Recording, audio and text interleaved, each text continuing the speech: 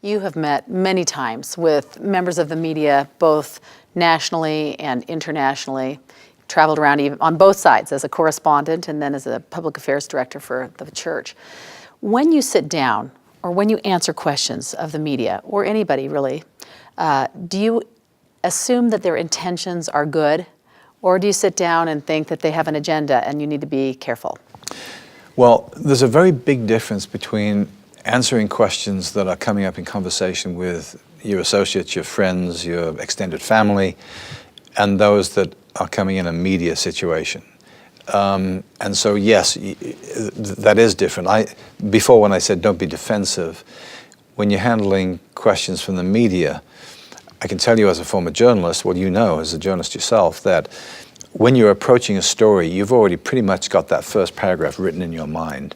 And what you're going to do is ask questions that will help you either confirm or make you adjust that initial assumption. So you are coming at the question. You have an angle. Where they have an angle. You have a way that you're going to approach this. And so therefore, you may, as the recipient of that question, you may have to dislodge the presumption first, and you may have to say to the journalist, where are you coming from? What do you think your story is? And so it's a quite different situation than when you're having a conversation, which is a friendly conversation with someone presumably who you already know. Mm-hmm. And yet there are some principles that work for both settings. You still want to be short and clear and open. You can still make your elevator speech. You can still use language that is widely understood by people who are not of our faith. So yes, there's similar principles, but it is a different approach. I think being aware of your audience is very, very important.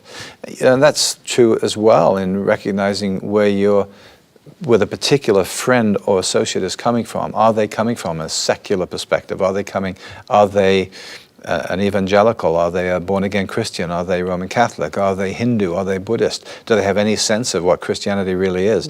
So being aware of your audience and being aware of their starting point is incredibly important in any kind of conversation. The same conversation is not going to work for everyone. It's very different depending on where they're coming from.